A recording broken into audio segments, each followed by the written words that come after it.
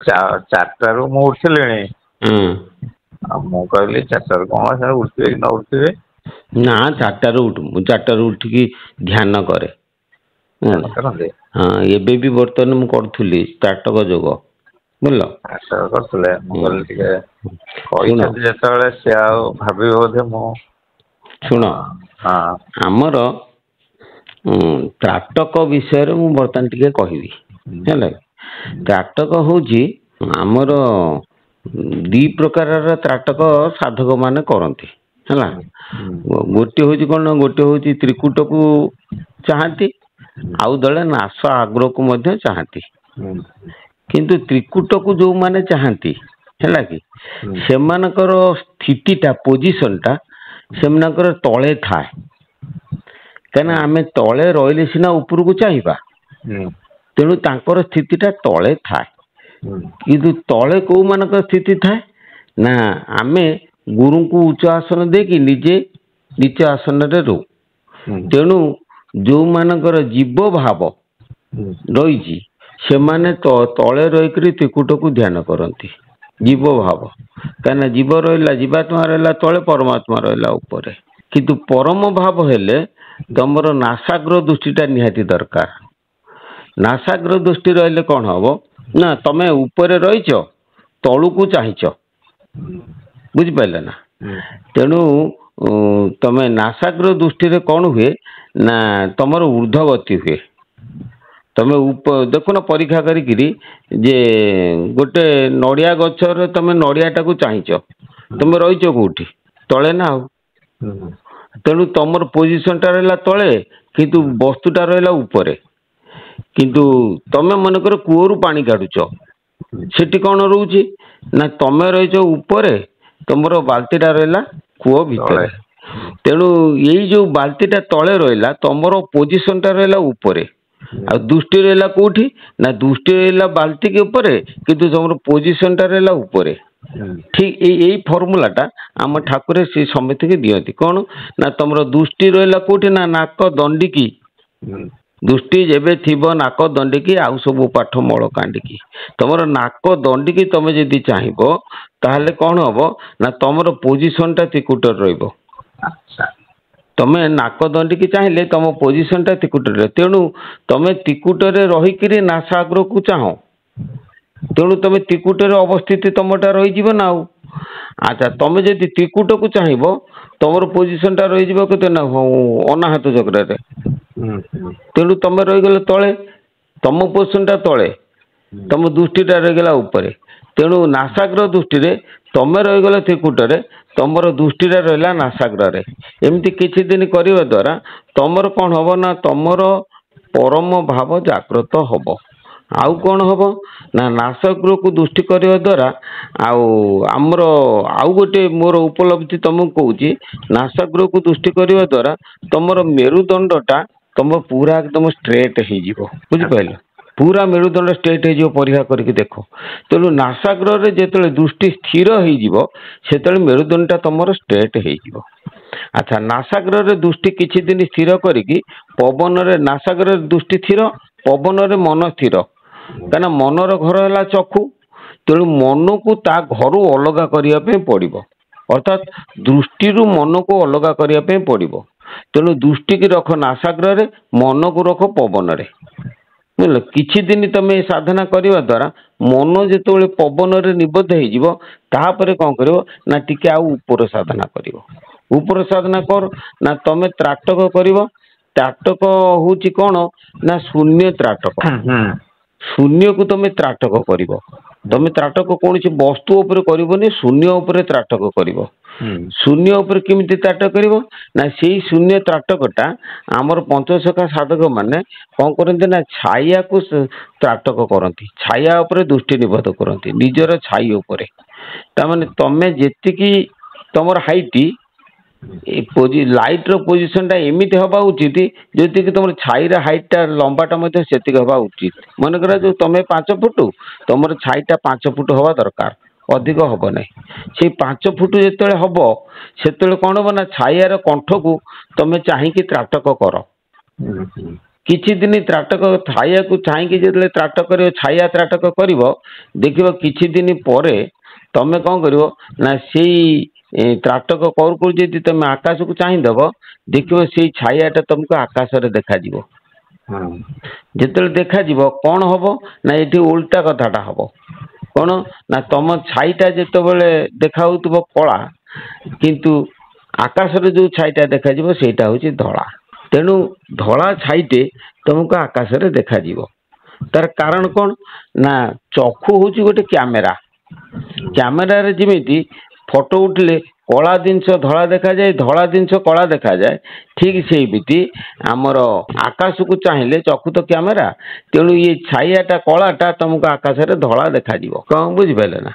ଏଇ ଛାଇଆ ତ୍ରାଟକଟା ଯଦି ବହୁତ ଦିନ ପରେ ତମକୁ ସିଦ୍ଧି ହେଇଯିବ, ତାହେଲେ ତମେ ଦେଖିବ ସେଇ ଧଳା ଛାଇଟେ ଗୋଟେ ପୁରୁଷ ଭଳିଆ, ଗୋଟେ ମନୁଷ୍ୟ ଭଳିଆ ଧଳା ଛାଇଟେ ତମ ପାଖେ ପାଖେ ସବୁବେଳେ ଚାଲିଥିବ। ତମ ଚକ୍ଷୁରେ ସେଟା ନିବଦ୍ଧ ହେଇଯିବ ନା। ସେଇ ଯୋଉ ଧଳା ଛାଇଟା ତମ ରେଟିନାରେ ସେ କଣ ହୁଏ ନା ପୁରା ନିବଦ୍ଧ ହେଇକି ରହିଯିବ, ସିଦ୍ଧି ହେଇଯିବ। ତମେ ଯେତେବେଳେ ଯୁଆଡେ ଯାଉଥିବ ସେ ତମକୁ ସେଟା ଦେଖା ହବ। ତେଣୁ ଯେତେବେଳେ ଏଇ ପୋଜିସନଟା ଆସିଯିବ, ଜାଣିଯିବ ତମ ବ୍ରେନଟା ପୁରା ଏକଦମ ସ୍ଥିର ଆସିଯିବ, କନଷ୍ଟାଣ୍ଟ ପଳେଇ ଆସିବ। ତେଣୁ ତାକୁ ଆହୁରି ସରଳକରଣ ମୁଁ କରିଛି। କଣ ସରଳ କରିଛି ନା ତମେ ଶୂନ୍ୟ ଧ୍ୟାନ କର।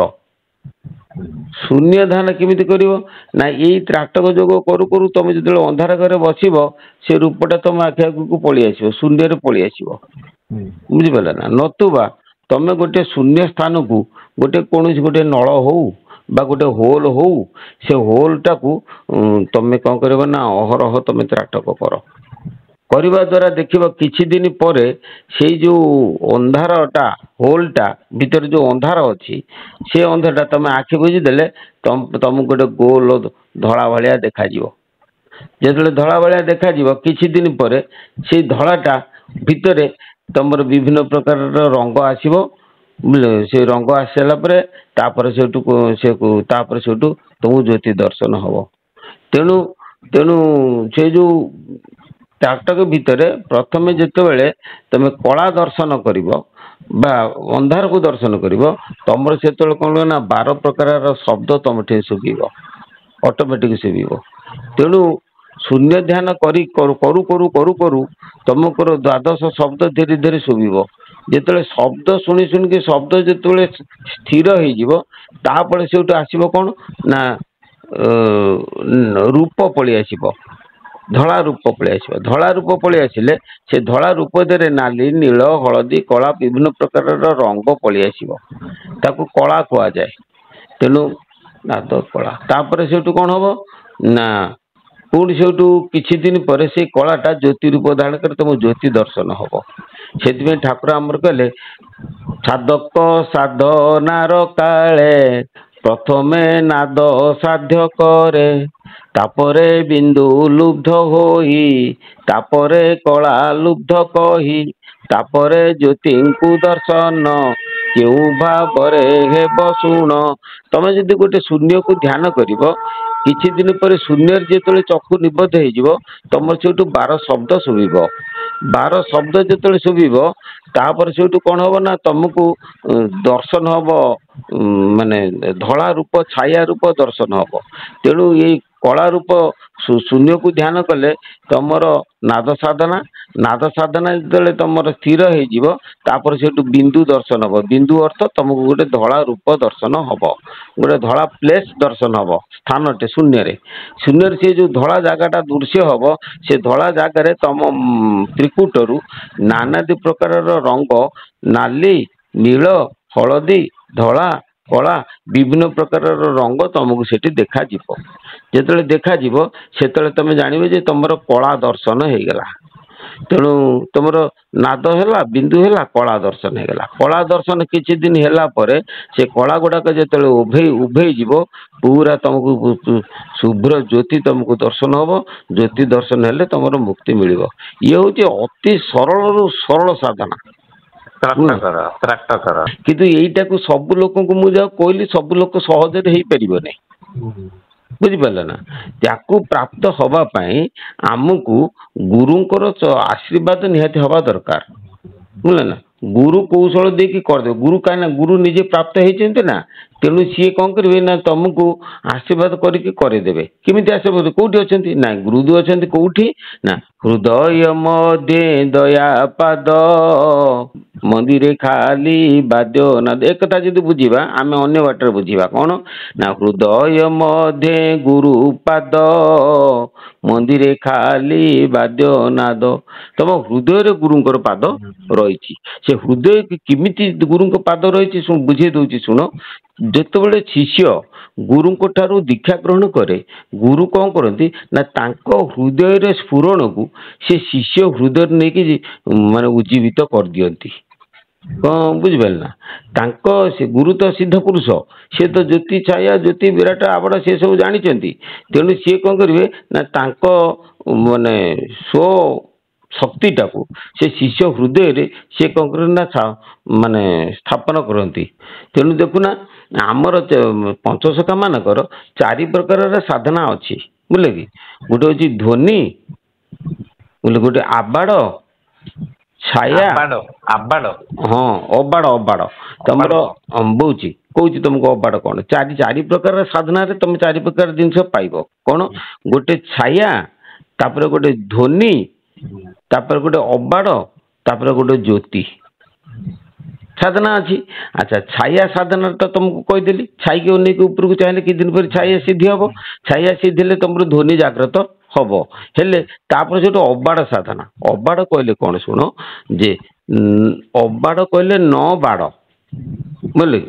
ତାର ବନ୍ଧନ କିଛି ନାହିଁ, ହେଲା।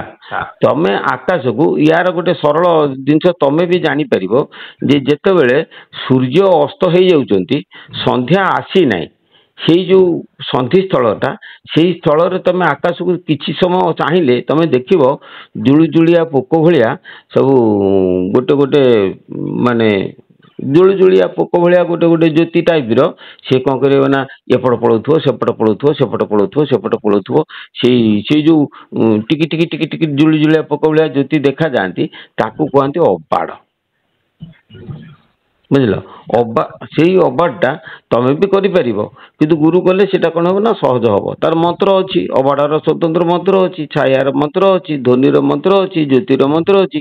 ପ୍ରତ୍ୟେକ ଜିନିଷର ଗୋଟେ ମନ୍ତ୍ର ଅଛି ଏବଂ ସେଇ ମନ୍ତ୍ରଟା ତମେ ନିଜେ କରିବା ଅପେକ୍ଷା ସେ ମନ୍ତ୍ରକୁ ସ୍ମରଣ କରି କଲେ ସେଟା ଶୀଘ୍ର ତମକୁ ଦର୍ଶନ ହବ। ଏବଂ ସେଇ ମନ୍ତ୍ରଟା ସିଦ୍ଧ ମନ୍ତ୍ର ହବା ଦରକାର ଏବଂ ସେଇ ସିଦ୍ଧ ମନ୍ତ୍ରଟା ଗୁରୁ ତମକୁ ଦେଇଥିବା ଦରକାର, ବୁଝିପାରିଲ। ଗୁରୁଙ୍କ ଠାରୁ ତମେ ଯଦି ମନ୍ତ୍ର ପ୍ରାପ୍ତ ହବ ତାହେଲେ ଏଇ ଜିନିଷ ଗୁଡ଼ିକ ସବୁ ସହଜ ହବ। ଗୋଟେ କଥା ମୁଁ ତମକୁ ବୁଝଉଛି ଶୁଣ। ସାଧୁ ମାନେ ଯେତେବେଳେ ଖୁସି ହୁଅନ୍ତି ସେତେବେଳେ ସିଏ କଣ କରନ୍ତି ନା ଭକ୍ତକୁ ସେ କଣ ଦିଅନ୍ତି, ଟଙ୍କା ପଇସା ନା ସୁନା ରୂପା ନା ତାଙ୍କ ପାଖରେ କଣ ଥାଏ, ସେ ଗୋଟେ ମନ୍ତ୍ର ଦିଅନ୍ତି, ବୁଝିଲ। ସେଇ ସାଧୁ ମାନେ ଯେତେବେଳେ ଖୁସି ହୁଅନ୍ତି ସେ ଗୋଟେ ମନ୍ତ୍ର ଦିଅନ୍ତି। ସେଇ ମନ୍ତ୍ର ବଳରେ କଣ ହୁଏ ନା ଆମେ ମାନେ କର୍ମ କଲେ ଆମେ ଉଚ୍ଚତର ଆମେ ସାଧନା ଯାଆନ୍ତି। ଗୋଟେ କଥା ଦେଖ, ଦୁର୍ବାସାଙ୍କୁ କୁନ୍ତୀ ସେବା କଲେ। ସେ ସେବା କଲା ପରେ ସିଏ କଣ କଲେ ନା ତାଙ୍କୁ ଖୁସି ହେଇକି ସେ ତାଙ୍କୁ ଗୋଟେ ମାଳା ଦେଲେ, ଅକ୍ଷୟ ମାଳା, ବୁଝିଲ ନା, ଶୁଣୁଛ ନା। ଆଜ୍ଞା। ସେ ଯୋଉ ଅକ୍ଷୟ ମାଳା ଦେଲେ କିଏ ସେ ଦେଲେ? ଆଜ୍ଞା। କିଏ ଦେଲେ? ଏଇ ତ ମନେ ରହୁନି। ଗୁରୁ ନୁହେଁ ନା, ତ ଦୁର୍ବାସା ଦେଲେ କୁନ୍ତୀ କି। କୁନ୍ତୀକୁ। ହଁ, ଆଚ୍ଛା ଆଚ୍ଛା।